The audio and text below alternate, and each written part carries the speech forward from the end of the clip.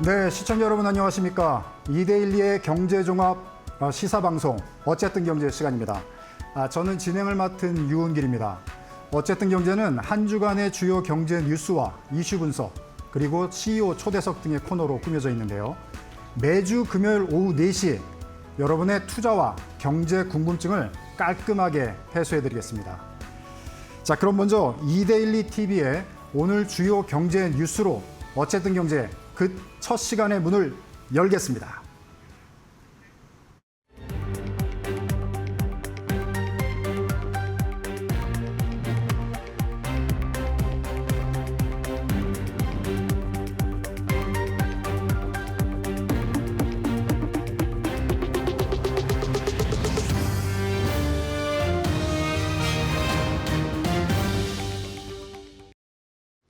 이데일리 TV 뉴스 전해드립니다. 러시아와 우크라이나 간의 휴전 협상이 난항을 겪으면서 방산주의 주가가 일제히 급등했습니다. 도널드 트럼프 미국 대통령은 현지 시간 21일 SNS를 통해 침략국을 공격하지 않고는 전쟁에서 승리하기 어렵다고 게재했습니다. 당초 트럼프 대통령은 18일 블라디미르 푸틴 러시아 대통령과 볼로디미르 젤렌스키 우크라이나 대통령 간의 정상회담을 조율하기 시작했다고 발표하는 등 종전 협상에 적극적이었습니다. 그러나 러시아가 소극적인 태도로 일관하자 우크라이나의 반격을 지지한다는 입장을 표명함으로써 러시아를 압박하고 있다고 분석했습니다. 전문가들은 미국은 유럽과 협력해 우크라이나의 안전보장 방안을 논의 중인데 트럼프 대통령의 이 같은 발언은 러시아 측의 적극적인 자세를 유도할 것으로 내다봤습니다. 러시아와 우크라이나의 종전 협상 난항에다가 최근 방산주가 큰 낙폭을 기록했던 만큼 저가 매수세까지 유입되며 하나 에어로스페이스가 6.83% 상승한 89만 1,000원을 기록했고 LIG 넥스원과 한국항공우주도 각각 5.75%와 3.82% 오르며 상승 마감했습니다. 한미 정상회담을 앞두고 조선과 원전 등 경제사절단에 이름을 올린 기업들이 강세를 나타냈습니다. 현지 시간 25일에 진행되는 한미 정상회담을 앞두고 국내 대표 기업 총수들이 경제사절단으로 동행한다는 소식에 관련주의 주가가 상승했습니다. 경제사절단은 최태원 SK 회장과 이재용 삼성전자 회장, 김동관 한화그룹 부회장과 박지원 두산에너빌리티 회장 등 총 15개 기업의 총수가 동행할 예정입니다. 이들은 조선과 반도체, 원전 등 다양한 분야에서 협력을 논의하며 양국의 동맹 강화를 위한 경제 파트너십 확대에 나설 계획입니다. 증권가에선 한미 정상회담에서 마스가 프로젝트와 원자력 발전, LNG 프로젝트 등 산업협력 논의가 기대된다면서도 관련 업종은 변동성 확대 가능성이 존재하기 때문에 회담 결과에 따른 주가 흐름을 지켜볼 필요가 있다고 말했습니다.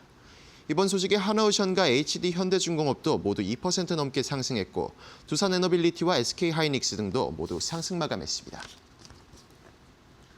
두산퓨얼셀이 삼천리 ES와 연료 전지 시스템 공급 계약 3건을 체결했다고 공시하자 주가가 강세를 보였습니다. 두산퓨얼셀이 총 1,074억 원 규모의 연료 전지 시스템 공급 계약 3건을 삼천리 ES와 체결한 것으로 밝혔습니다. 이번 계약은 554억 원 규모 1건과 260억 규모 2건 등을 합해 총 1,074억 원 계약으로 밝혀졌습니다. 이는 최근 매출액 대비 약 25%에 해당하고 계약 기간은 각각 내년 9월 15일과 10월 15일, 11월 15일까지로 전해졌습니다. 두산퓨얼셀은 이번 계약은 부생수소를 활용한 연료 전지 발전소에 연료 전지 시스템을 공급하는 건이라고 설명했습니다. 이번 소식에 두산퓨얼셀의 주가는 6.45% 상승한 26,400원에 장을 마쳤습니다. 달바글로벌이 글로벌 브랜드로 도약할 것이라는 증권가의 긍정적 평가에 힘입어 강세를 보였습니다. 달바글로벌이 하반기를 기점으로 글로벌 브랜드로 도약할 것이라는 전망과 해외 수출 모멘텀 강화로 주가가 강세를 나타냈습니다. 이날 NH투자증권은 달바글로벌에 대한 기업 분석을 게시하며 2분기 해외 매출 비중이 63%까지 확대됐고 일본과 아세아 등 주요 시장의 마진율도 25% 내외로 양호하다며 2025년과 2026년 업종 내 수출 모멘텀이 강력할 것이라고 평가했습니다. 또한 전년 대비 매출은 65%, 영업이익은 96% 증가할 것이라며 전망을 긍정적으로 내다봤습니다. 다만 단기 변동성 요인도 존재한다며 상장 3개월 보호 예수 물량 195만 5,709주가 해제되면서 수급 부담이 예상된다고 밝혔습니다. 다만 증권가는 오히려 조정 시 매수 기회가 될 수 있다고 평가했습니다. 이번 소식에 달바글로벌의 주가는 4.13% 상승한 18만 6,500원에 장을 마쳤습니다. 지금까지 이데일리 TV뉴스 전해드렸습니다.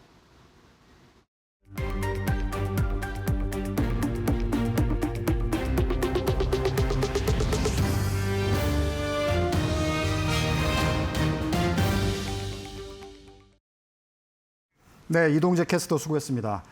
자, 지금 전해드린 코너는 이데일리 TV가 선정한 오늘 주요 경제 뉴스 중에 5개를 전해드렸고요. 특별히 이 코너는 한 주의 경제판, 어쨌든 경제팀이 선정한 한 뉴스 5개가 되겠습니다. 자, 한 뉴스 5개는 우리 김주영 캐스터가 정리했는데요. 한 주의 뉴스판 5개 전해주시죠. 네, 안녕하세요. 김주영입니다. 이번 주 뜨거웠던 뉴스를 전해드리는 한 주의 경제 한판입니다. 1위부터 5위 꼽아봤는데요. 같이 한번 확인해 보시죠. 먼저 5위부터 살펴보도록 하겠습니다. 5위는 7세 고시로 오늘 가져와 봤는데요. 전국 유아 대상 영어 학원들이 4세에서 7세의 아동 입학 시험, 이른바 고시 제도를 없앨 것으로 보입니다. 앞으로는 선착순이나 추첨으로만 모집하도록 권고하고요. 영어 유치원 같은 명칭 사용도 제한할 계획인데요. 다만 아직 이 4세 고시를 제한할 현행법이 부재합니다. 과도한 조기 사교육을 부추긴다라는 지적이 많았던 만큼 법제화의 필요성이 대두되고 있습니다. 4위 살펴보도록 하겠습니다. 4위는 마운자로 가져와 봤습니다. 일라이릴리의 비만 치료제 마운자로가 수요일 한국에 상륙을 했습니다. 위고비보다 효과가 좋고요. 또 저렴하다라는 점에서 기대감을 모아갔는데요. 특히나 당뇨 가능성 환자에게도 적용할 수 있다 보니까 수요가 클 것으로 보입니다. 실제로 본격적으로 마운자로 처방이 시작이 되면서 병원과 약국에 문의가 쏟아지고 있는데요. 다만 공급에 비해서 수요가 워낙에 많다 보니까 일부 병원에서는 부족 현상이 나타나고 있습니다. 사재기 기미도 감지되고 있다라는 것들 체크해 보시면 좋을 것 같고요. 3위 살펴보도록 하겠습니다. 3위는 소비 쿠폰으로 가져와 봤습니다. 정부가 지급한 소비 쿠폰 덕분에 국내 개인카드 사용액이 크게 증가를 했습니다. 올해 7월까지 누적된 국내 이용 금액이 지난해보다 2.7% 늘어났고요. 7월 한 달만 개인카드 결제 금액이 82조 원을 넘어섰습니다. 6월과 비교했을 때 6.3% 증가한 건데요. 특히 해외 결제는 줄어들고 국내 결제가 늘어난 게 특징입니다. 이 소비 증대 효과는 8월까지 이어질 것으로 시장은 전망하고 있습니다. 2위 살펴보겠습니다. 2위는 월세 가속화로 가져와 봤습니다. 서울 아파트 월세화가 빠르게 진행이 되고 있습니다. 지난달 신규 계약에서 월세 비중은 48%로 절반에 가까웠는데요. 동대문구, 강북구 등 일부 지역은 60%를 넘어섰습니다. 부동산 대출 규제로 전세금이 마련이 어려워졌기 때문인데요. 앞으로 월세화가 가속화될 것으로 시장 보고 있습니다. 마지막 1위 살펴보도록 하겠습니다. 마지막 1위는 생성형 AI로 가져와 봤습니다. 여러분들은 생성형 AI 많이 사용하고 계신가요? 한국의 직장인 2명 중 1명은요, 생성형 AI를 업무에 사용을 해봤고요. 전체의 17%는 정기적으로 업무에 사용을 하고 있습니다.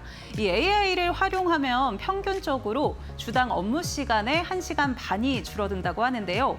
생산성 향상으로 GDP 성장률은 최대 1% 높아지는 등 경제 성장에 따른 긍정적인 영향을 줄 수 있다는 분석들 나오고 있습니다. 네, 경제 한판 통해서 이렇게 5가지 뉴스들 살펴봤고요. 본격적인 이야기는 뒤에서 좀 더 나눠보시죠.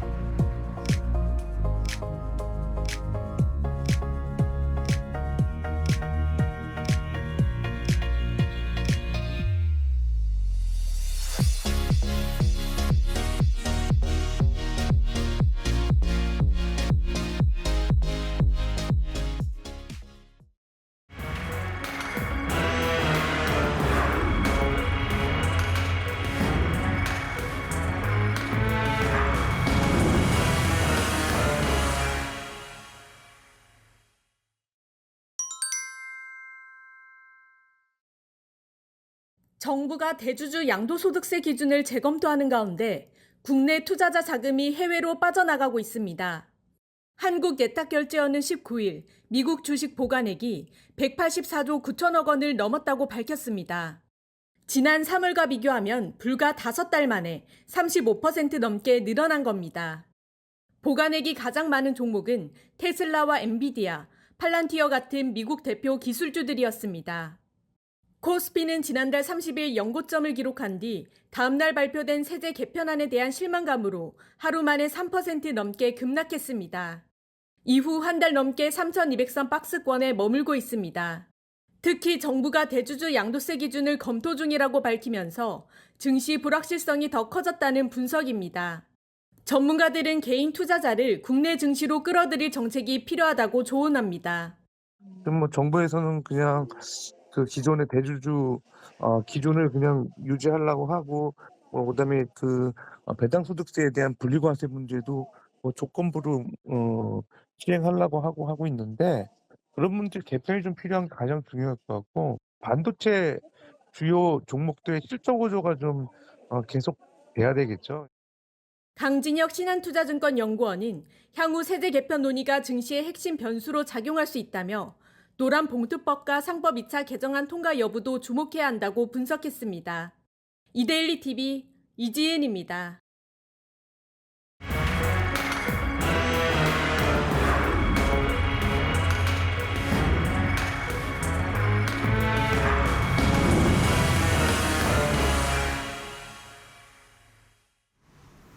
네, 한 주의 경제판 5개 뉴스 소식을 김주영 캐스터가 조금 전에 전해드렸는데요.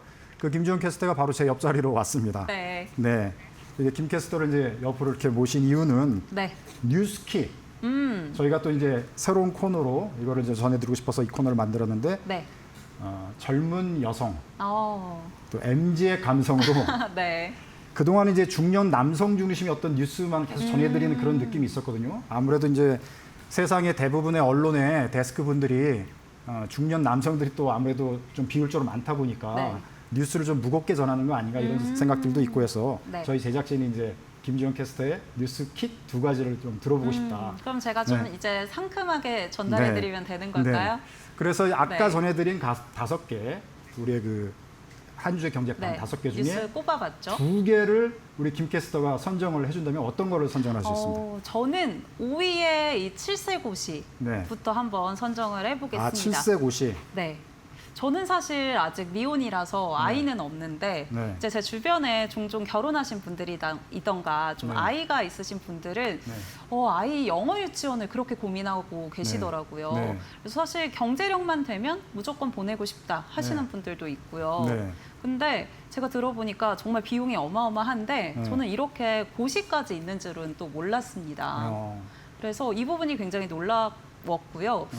또 이제 뭐 4세에서 7세라고 하면은 저는 제 기준에 좀 뛰어놀 나이가 아닌가라는 네. 생각을 했는데 부모 입장에서 생각해 보면 우리 아이가 영어 유치원 안 가면 네. 좀 뒤처질 수도 있다. 네. 그런 걱정을 할 수도 있을 것 같고 네. 또 사실 부모 입장에서는 최상의 교육 환경을 만들어주고 싶잖아요. 네. 그래서 그런 부분들이 한편으로는 공감이 되기도 했습니다. 네. 기자님 어떻게 보고 계실까요? 저는 이제 주위에서 네. 사람들이 그런 얘기 많이 했거든요. 영어 유치원, 영어 유치원. 근데 사실 법적으로는 영어 유치원이란 말이 없어요. 맞습니다. 말이 안 되는 거예요. 네. 유치원은 유치원이고 학원이면 학원이지 영어 유치원이라는 거는 사실은 학원가에서 비즈니스 용도로 어떻게 말을 만들어낸 거죠. 거죠. 네. 그러니까 이런 거를 좀 정화하는 작업들은 필요하다는 생각이 들고요. 우리 김 캐스터가 이렇게 딱 집은 대로 어떤 그 4세 고시, 7세 고시를 하지 않기로 협회에서 네. 그렇게 얘기를 하는 거는 바람직하다고 보는데 제가 이제 궁금증은 그거를 강제할 수 있을 것인가 그런 그건 것들이 좀 좀, 궁금하기도 네. 했고 앞으로는 좀 이런 부분을 우리가 또 관심을 갖고 대부분의 경제 방송들이 너무 주식, 투자 이런 쪽에만 많이 네. 보도를 하고 사실은 이 부분은 좀 생활 경제 맞죠. 영역이기도 하고 네. 약간 사회적인 이슈도 되는 부분인데 좀 관심을 갖고 지켜보고 또 이제 보도도 많이 하면서 좀 주의를 환기시킬 필요가 있다 그런 생각이 들기도 네. 했습니다. 그리고 우선은 어쨌든 발의는 됐다라고 하니까 법제화가 얼만큼 이루어질지도 한번 같이 지켜보시면 네. 좋을 것 같습니다. 자, 또 그러면은 하나 더 살펴볼까요? 네, 두 번째 뉴스킥 두 네. 번째는 뭡니까? 두 번째는 많은 분들이 좀 예상하실 수도 있을 것 같은데 네. 저는 마운자로에 마운자로. 관심이 갔습니다. 네. 아무래도 또 이제 젊은 사람들의 관심사는 뭐 다이어트가 아닐까 싶고 네. 또 방송하는 입장에서도 네. 이 다이어트가 뗄래야 뗄 수 없는 존재잖아요. 그래서 사실은 뭐 국내에도 위고비 계속 존재를 하고는 있었지만 네. 뭔가 마운자로가 좀 더 가격도 저렴하고 네. 효능도 더 좋다라고 하니까 네. 아 나도 한번 맞아볼까 뭐 한 번도 근데 맞아본 적은 없는 거죠? 맞아본 적은 없습니다. 그래요? 워낙에 위고비가 비용이 좀 있다 보니까 네. 아 이럴 거면 운동을 해서 빼지 뭐 이런 네. 생각을 하긴 해서 아직 시도는 안 해봤는데 네. 저도 관심은 가더라고요. 네. 근데 이제 저는 이런 뉴스 접할 때마다 네. 먹어서 살찐 거를 먹어서 빼려고 인간의 욕구를 그 자극한 어떻게 보면 제약업계, 바이오 네. 업계의 어떤 뭐 연구 결과이기도 하고 상품일 수도 있는데 아주 운동으로 빼고 네. 그런 식으로 조절하는 게 더 바람직하지 않을까 이제 개인적으로는 그렇게 생각을 했습니다. 사실 그게 건강한 부분이죠. 네. 네. 그렇지만 좀 앞으로 산업이 많이 발달될 거라고 네. 하니까 네. 이런 부분은 또 이제 주식하시는 분들, 경제 관심 많으신 분들은 한번 체크해봐야 될 요소가 아닌가 싶습니다. 네. 네. 근데 개인적으로는 김 캐스터 점심 때 방송하시느라고 막 그 식사도 안 하시고 자주 그러시는 것 같은데 네. 오히려 잘 드시고 네. 이런 거는 드시지 않고 알겠습니다. 예, 이러기를 이제 바라겠습니다. 운동으로 빼도록 네네. 하겠습니다. 네, 자, 그렇게 이어서 또- 살펴볼까요? 예, 예, 그러시죠. 네, 3위 뉴스도 저 가져와 봤는데 네. 기자님은 좀 어떻게 보고 계실까요? 소비 쿠폰 효과에 개인 국내 네. 자, 소비 쿠폰 저도 지금 많이 사용하면서 제가 개인적으로 삼겹살을 좋아하거든요. 네. 그래가지고 후배들하고 후배 기자들하고 삼겹살을 자주 사 먹는데 아, 결제를 그냥 제가 사겠다 해서 했을 때 이제 소비 쿠폰 이걸 등록을 하다 보니까 결제가 안 된 셈이 돼버리잖아요. 아, 그쵸. 제 돈이 안 나간 게 셈이 되잖아요. 기분이 좋더라고요. 너무 기분이 너무 기분이 좋고 그런데 근데 한 가지 제가 이제 이 뉴스를 보고 좀 우려가 됐다 싶은 거는 상가나 이런 쪽이 사실은 활성화되고 시장이 좋아지는 쪽으로 장기적으로 가야 되잖아요. 네. 근데 일시적으로 이제 소비 진작 효과는 있고 소상공인 입장에서도 좋고 일반 국민 입장에서도 내 돈을 쓰지 않고 좀 많은 것들을 사 먹을 수가 있으니까 좋기는 한데 아직까지는 우리 경기가 네. 활성화되지 않고 소상공인들의 시장도 그렇게 회복은 제대로 안 됐다. 이런 생각을 갖게 됐거든요. 네, 근데 사실, 최근에 네, 초반에 이야기가 나왔던 게 이제 뭐 네. 병원에서 많이 쓴다. 네. 이래서 좀 문제가 되기도 했었잖아요. 네. 네. 그런 부분들은 좀 어떻게 좀 조정이 돼야 되지 않나라는 생각도 듭니다. 네, 소비 쿠폰 뭐 사용은 이제 개인의 뭐 취향이니까 네. 여러 가지 뭐 있겠지만 제도적으로는 이번에 이제 하면서 네. 조금씩 정비해가면 좋지 않을까 이런 생각이 들었고요. 상가 시장으로 이제 다시 한번 연결을 해서 말씀드리면은 우리가 생방송이다 보니까 시간이 조금 좀 그래서 네. 그래서 그- 저희가 준비되어 있는 게 또 있죠. 네네. 네. 그래서 상가 시장으로 이제 연결해서 이제 말씀드리고 싶은데요. 소비는 활성화되지만 경기가 회복되면서 상가 시장까지 회복되는 데는 좀 여의치가 않다. 이런 지적들이 나오고 있습니다. 네. 최근에 이제 이런 뉴스가 또 나오고 있어서 제가 주목해서 봤는데요. 상가 낙찰가가 경매 시장 중에서도 뭐 아파트, 토지, 뭐 건물, 그다음에 뭐 상가 이렇게 돼 있는데 특별히 상가 낙찰가가 계속 떨어지고 있습니다. 물론 이제 조금 회복되는 듯 싶다가 최근에 보면 다시 또 떨어졌는데요. 이게 결국은 경기가 아직 살아나지 못하고 있다. 또 앞으로 살아날 기미가 보이지 않는다는 장기적인 투자자들의 전망에 이제 영향을 미치고 있다. 이렇게 보실 수가 있겠는데요. 이거 관련해서 좀 자세하게 분석하기 위해서 전문가 한 분을 모셨습니다. 자, 제 옆자리에서 지금 오랫동안 기다리셨는데, 자, 이주연 지지옥션 전문위원 나오셨습니다. 네, 안녕하세요. 네, 안녕하세요. 자, 금방 앞에서 저희가 여러 가지 이제 말씀을 드렸는데, 뭐 소비 쿠폰 사용하고 단기적으로는 우리가 활성화시킬 수는 있겠지만 장기적으로는 대부분의 시민들이 경기가 활성화되고 상가 시장도 막 활성화된다고까지는 예측을 안 하다 보니까 상가 시장 낙찰가가 계속 떨어지지 않나 이렇게 이제 분석을 할 수 있겠는데요. 네.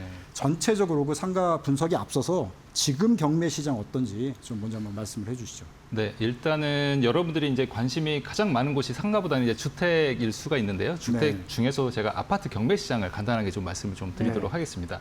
일단 전국 아파트 기준으로 7월 달에 한 달간 경매 진행 건수가 3,277건을 기록했거든요. 네. 이거는 굉장히 좀 높은 수치이기도 합니다. 우리가 이제 2021년도에 부동산 시장이 한참 좋았잖아요. 네. 그때 당시에는 전국 기준으로 한 1,000건 정도가 진행을 했거든요. 네. 뭐 그때 대비 대비하면은 약 3배 가까이 지금 경매 물건이 늘어났다. 네. 그만큼 어려움을 겪으시는 분들이 많아졌다라고 볼 수가 있고요. 그다음에 이제 낙찰률을 좀 말씀을 드리고 싶은데 낙찰률이라는 것은 그 달에 진행했던 경매 건수 대비해서 뭐 얼마나 낙찰이 됐느냐, 네. 즉 거래량을 나타내는 그런 지표로 볼 수 있는데 낙찰률은 39.9%, 40%가 안 되죠. 그러니까 네. 이제 10건이 진행을 했다면 한 4건 정도만 낙찰이 되고 나머지 6건은 뭐 계속 쌓여 있다. 뭐 이렇게 이제 정리를 할 수가 있습니다. 자, 그다음에 이제 낙찰가율을 좀 말씀을 드리면 낙찰가율이라는 것은 이제 가격 지표인데요. 뭐 감정가 대비해서 뭐 가격이 얼마나 높게 낙찰이 됐는지 그 비율을 나타내는 건데 전국 아파트 기준으로 올해 뭐 4월에서 6월까지 한 3개월까지는 한 87%가 계속 넘어갔었어요. 네. 근데 이 수치가 작년 상반기 대비해서는 어느 정도 이제 회복을 한 수치이긴 합니다. 작년 네. 상반기에는 80%대 초반 정도 했으니까요. 근데 7월 들어서는 이 85%대로 떨어졌습니다. 네. 지역별로 이제 어떤 영향이 있었나, 어떤 지역이 많이 떨어졌냐를 보니까 네. 일단 서울, 경기, 인천 아파트 낙찰가율은 다 전반적으로 다 떨어졌고요. 네. 그다음에 가장 많이 떨어진 곳이 가장 유명한 우리 대통령 집무실 이전한다라는 그런 네. 기대감 때문에 한참 열이 네. 많이 열풍이 불었었죠. 그 네. 세종시가 6%포인트가 네. 하락을 했습니다. 네. 이렇게 이제 전반적으로 이제 아파트 시장은 지금 꺾이고 있는 상황이고 네. 서울 아파트도 마찬가지로 지금 6월 대비해서 한 2.8%포인트가 이제 떨어졌거든요. 네. 6월 6월 달까지는 아무래도 매매 시장에서도 약간 화랑이 있다 보니까 네. 거의 이제 경매 시장에서 100%를 넘어가는 이런 고가 낙찰 사례가 굉장히 많았었는데 네. 627 대책이 실행이 됐죠. 그러면서 매수세가 위축이 되면서 서울 아파트도 지금 꺾이는 추세로 보이고 있습니다. 네. 지금 아파트 위주로 현재 그 경매 시장 현황을 이제 설명을 해주셨는데 지역별로 좀 차이가 있다 이런 걸 이제 말씀해 주셨고 앞서 제가 이제 궁금하면서도 좀 문제점으로 지적한 상가 시장 네. 그 중에서도 상가 낙찰가율이 뭐 오르는 듯하다가 더 상대적으로 떨어지는 그러니까 이제 상가 시장의 지금 전망이 지금 좋지 않은 상황인데 그거에 대해서 좀 경매 시장 입장에서 좀 분석을 좀 해주시죠. 네, 상가는 이제 아파트보다 더 심각한 수준이긴 합니다. 네. 지금 상가를 조금 넓혀서 저희가 이제 업무 상업시설로 좀 말씀을 드릴게요. 네. 업무 상업시설은 뭐 오피스나 숙박시설이 다 포함되는 그런 개념이긴 한데요. 7월 진행 건수가 6,490건을 네. 기록을 했습니다. 네. 이게 2009년 3월 이후 16년 만에 최다 건수거든요. 네. 그만큼 뭐 이제 경기가 안 좋기 때문에 이런 상가 경매 업무 상업시설 경매 건수가 많이 늘어나고 있다라고 볼 수가 있고요. 뭐 상가로 좁혀도 마찬가지입니다. 7월 달에는 3,127건을 기록했는데 이것도 마찬가지로 2021년도에 대비하면은 한 3배 가까이가 늘어난 수치입니다. 그리고 이제 서울 기준으로 낙찰률은 20%대. 네. 즉 10건이 나오면은 2건 정도 낙찰이 되고 나머지 8건은 계속 쌓여가고 있는 상황이고요. 네. 그럼 낙찰가율은 지금 60%대인데 이런 서울 지표만 놓고 보면은 사실 글로벌 금융위기 직후 2007년도 8년도 그 수준이다. 이렇게 정리할 수가 있습니다. 특히 이제 서울은 어느 지역이 많이 나오냐? 우리 중구 일대 쇼핑몰들 많이 있죠. 네. 그 쇼핑몰들이 지금 여러 가지 이제 소비도 좋지 않고 그다음에 뭐 소비 트렌드도 많이 바뀌고 있고 온라인으로 그러면서 네. 이제 많이 타격을 받고 있는 상황이고요. 그다음에 대표적인 그 상권이었죠. 신촌. 네. 신촌도 지금 대기 물량이 굉장히 많은 상황입니다. 그리고 네. 뭐 서울 인접한 하남 신도시에서도 지금 경매 물건이 많이 나오고 있는데 낙찰은 거의 50%대 미만 50%대도 안 되게 낙찰이 되고 있는 상황이고요. 네. 자, 이게 지금 상가 시장 이제 눈으로도 사실 저희가 많이 확인할 수 있어요. 네. 상가 시장들 보면 우리 주위의 건물들 보면 많이 임대로 비어 있고 공실되어 있고 이게 계속 지금 늘어나고 있는 상황이잖아요. 맞습니다. 경매 물건도 늘어나고 있고 또 낙찰도 안 되고 이게 좀 악순환이 될 것 같은데 앞으로 전망을 어떻게 보십니까? 일단 경매 물건은 한동안은 계속 늘어날 수밖에 없을 그런 구조인데요. 원인을 꼽자면 두 개로 꼽을 수가 있습니다. 일단 우리가 상가하면은 수익형 부동산을 볼 수가 있잖아요. 네. 그러면은 아무래도 수익률이 좋아야지만이 상가도 거래가 활성화되고 경매 시장으로 진입하는 것도 줄어들 수가 있는데 네. 일단 그 수익률을 결정하는 게 대표적으로 금리하고 임대료라고 볼 수가 있거든요. 네. 근데 지금 현재 금리 같은 경우는 시중은행 금리가 아직도 높은 상황이고 그다음에 네. 뭐 임대료 부분에 대해서도 지금 자영업자 폐업률이 굉장히 늘어나고 있지 않습니까? 네. 그러다 보니까 이제 공실이 많이 늘어나고 있는 상황이고 또 공실이 늘어나고 있는 상황들에서 뭐 소비 쿠폰을 지급을 해도 사실 공실이 이미 일어난 상황에서 소비 쿠폰 의미가 없는 거잖아요. 네. 그러다 보니까 어느 정도 상가 시장의 활성화에는 약간 제한이 따를 수밖에 없는 거고요. 네. 자, 이렇게 이제 뭐 고금리 임대 시장 침체가 맞물리면서 경매 물건은 계속 증가하고 있는데 또 문제는 이 경매 시장에 진입한 상가들을 또 찾는 사람이 없다는 거예요. 낙찰을 네. 받는 사람이 없기 때문에 네. 계속 쌓여가고 있는 상황입니다. 또 이게 첫 번째고 이제 두 번째는 아무래도 이제 공급 과잉과 네. 높은 분양가를 들 수가 있는데 뭐 지방 신도시나 어떤 테마파크형 어떤 신도시를 가보면 네. 공실이 굉장히 많습니다. 그리고 이제 그분들이 분양을 받았던 금액 대비해서 감정가 경매로 나온 것들을 보면은 거의 감정가가 10% 정도가 더 낮아요. 네. 또 그런 상황에서 또 주변 임대료도 굉장히 낮거든요. 그러니까 구조적으로 이게 그분들이 분양을 받으신 분들이 네. 임대를 놓는다 하더라도 그게 수익률이 나올 수가 없는 구조입니다. 네. 지금 현재. 네. 그러다 보니까 이런 것들이 복합적으로 쌓이다 보니까 계속 이제 경매 물건이 이자 부담을 이기지 못해서 계속 네. 나오고 나오고 있는 상황이고요. 또 대표적인 지역으로 뽑자면 뭐 지방 같은 경우에는 세종시에서 상가 경매 물건이 많이 나오고 있는 상황이고 경기권에서는 아시나요? 혹시 아시는지 모르겠습니다. 저기 시흥에 있는 거북섬이라고. 아, 예. 네. 거기에 공실률이 엄청나거든요. 근데 이제 거기에 낙찰되는 그런 낙찰가율도 보면은 거의 20%대 이렇게 또 낙찰이 네. 되고 있습니다. 네. 그만큼 이제 이런 공급 과잉과 어떤 높은 분양가들 이런 것들 때문에 경매 시장으로 한동안 계속 진입할 수밖에 네. 없다라고 정리할 수가 있겠습니다. 근데 이렇게 계속 경매가 누적될 것 같다라고 이야기해 주셨는데 그럼 결국은 금리를 낮추고 또 이제 뭐 제도적인 게 개선이 돼야 된다라고 보시는 거예요? 그렇죠. 지금은 어쨌든 내수가 활성화돼야지만이 상가 시장이 살아날 수밖에 없는 그런 상황이고요. 지금 이런 공실들을 어떻게 해결해야 하는지 이런 정부 입장에서도 고민을 많이 해봐야 하지 않을까. 어떤 지원책이라든지 이런 정책들이 필요하지 않을까 이렇게 생각을 합니다. 네.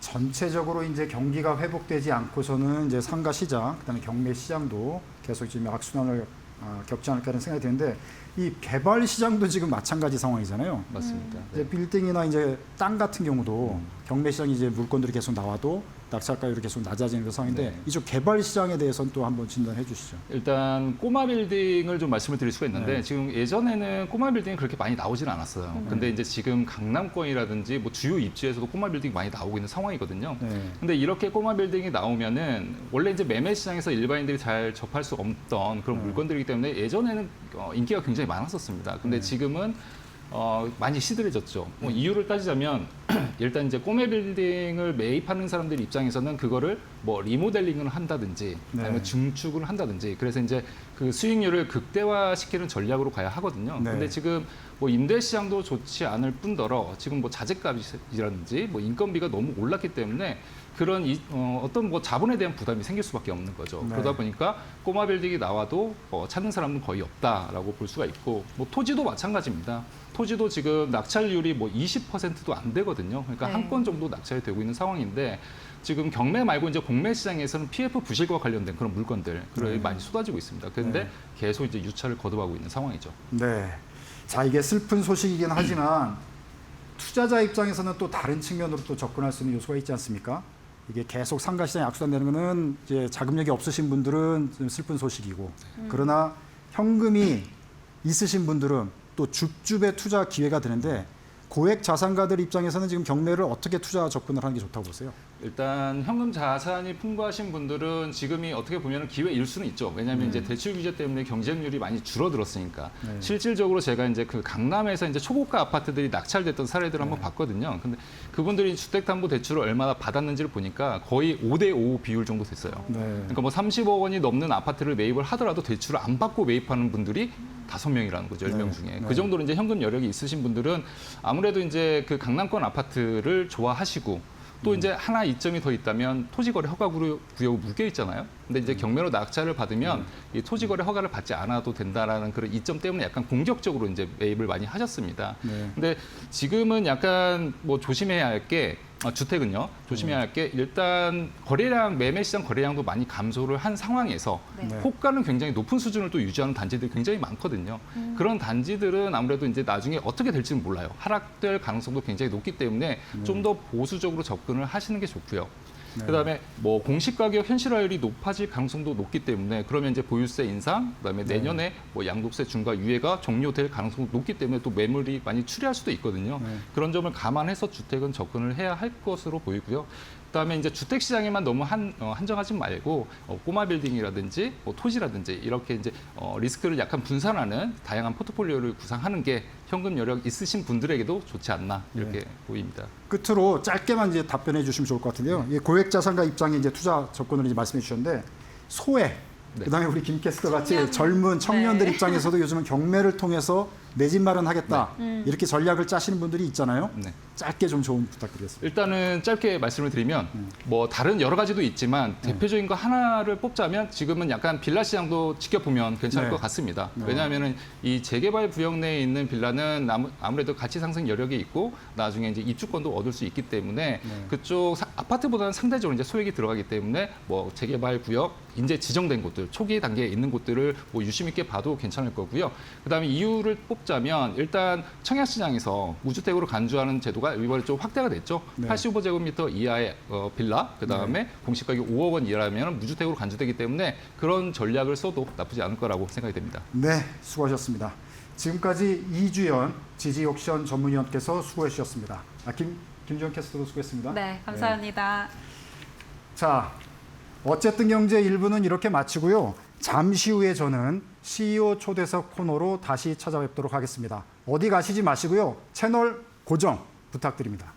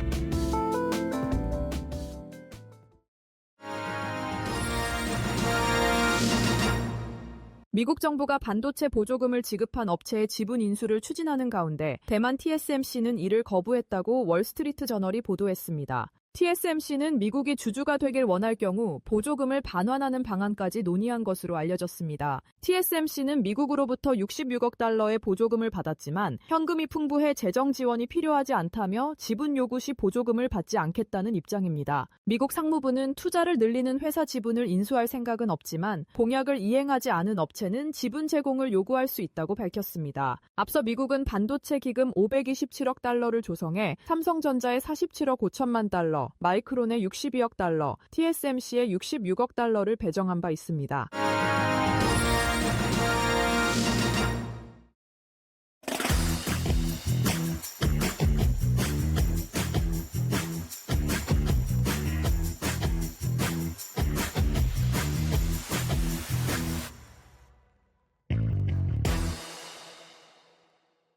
네, 어쨌든 경제 CEO 초대석 2부 시간입니다. 자, 이 시간은 대한민국 대표 기업 CEO분들을 모시고 여러 가지 주제를 가지고 얘기를 나눠볼 텐데요. 오늘은 특별히 미국에 대해서 얘기를 듣고자 이분을 모셨습니다. 대부분 이제 트럼프 취임 이후에 경제 방송들이 이제 주식이나 산업 측면에서만 이제 미국, 트럼프 이런 상황들을 지금 진단하고 있는데 오늘은 특별히 미국 투자 이민 이런 측면에서 좀 진단을 해보고자 합니다. 그래서 이분을 모셨는데 일단 어떤 분인지 화면으로 먼저 만나보시겠습니다.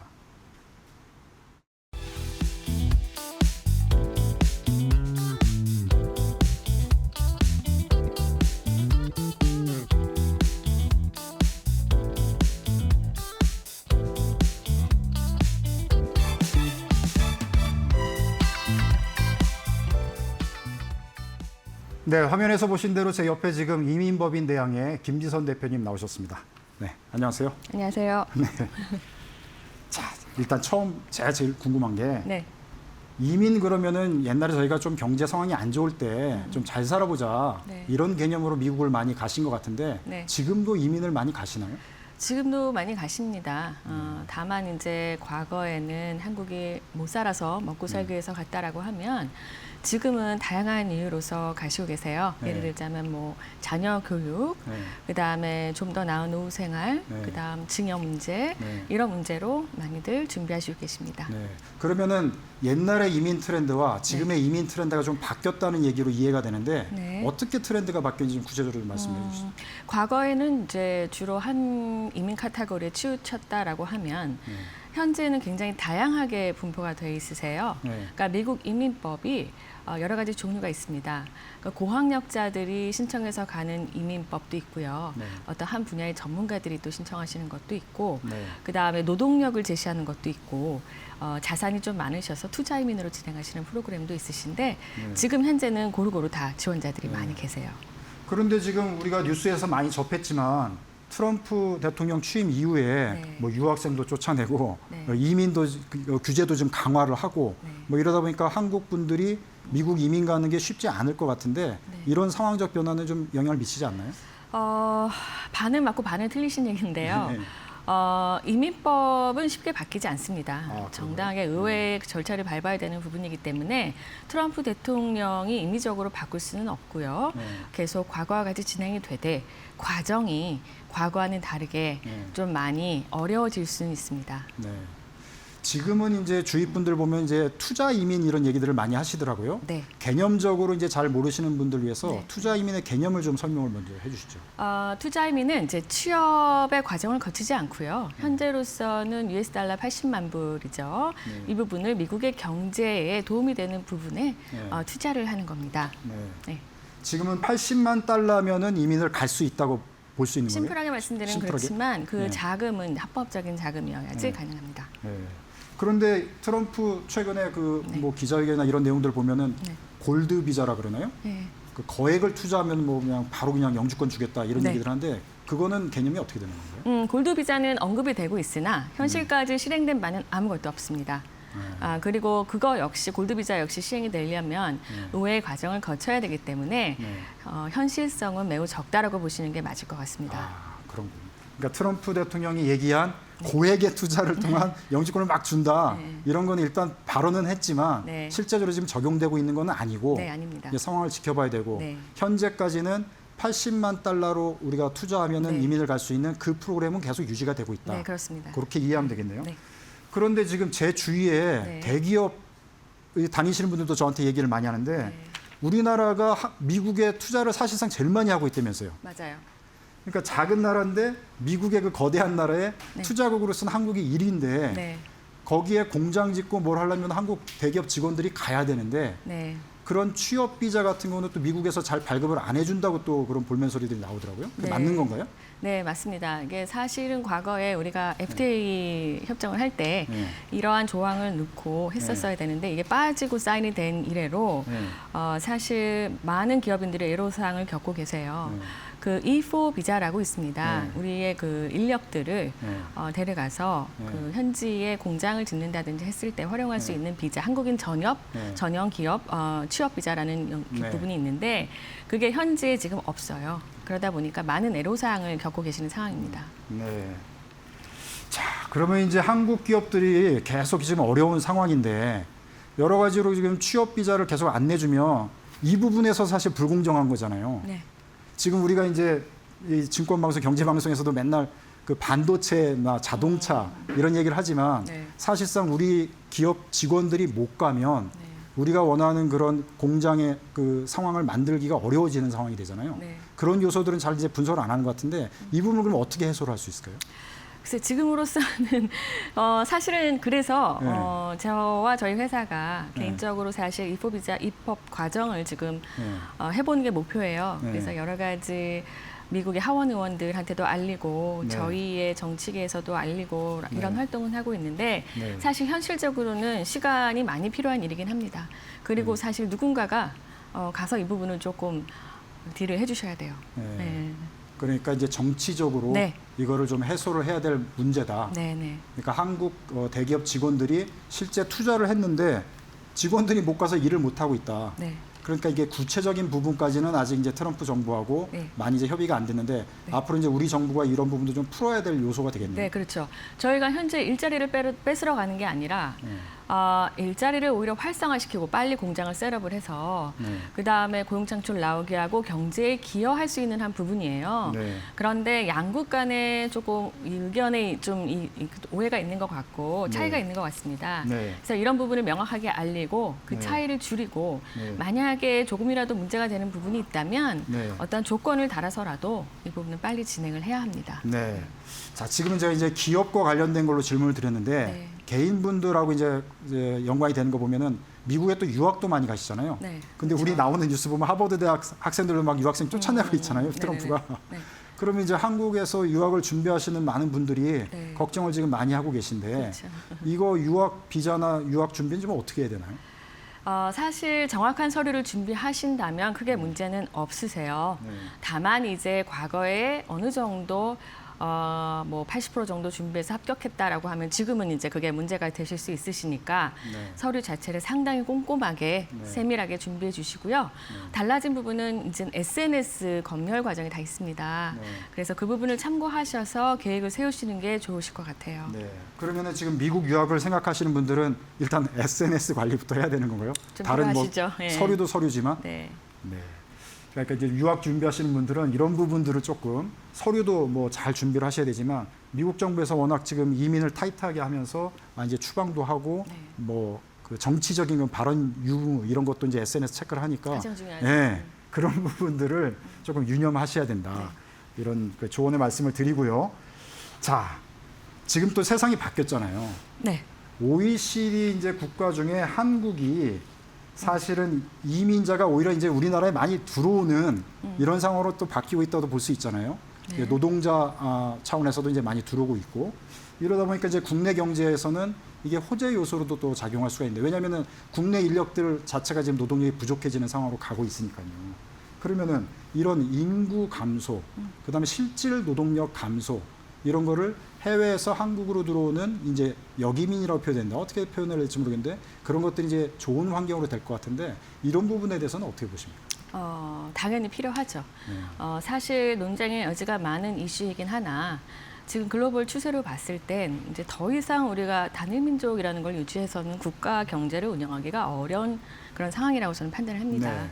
그래서 이민을 받아야 되는데 네, 양질의 이민을 받아야 되죠. 네, 그러기 위해선 사실 많은 어떠한 과정들이 필요하고요. 네. 저희가 선진국의 이민 프로그램도 이민법도 벤치마킹할 필요가 있습니다. 네. 그리고 한국이라는 대한민국이라는 이 경제 차제에 맞는 이민을 받아들여야지만 제가 봤을 때 부작용이 없을 것 같습니다. 네. 자, 그러면은 이 관련 업무나 뭐 서비스도 준비하고 계신 건가요?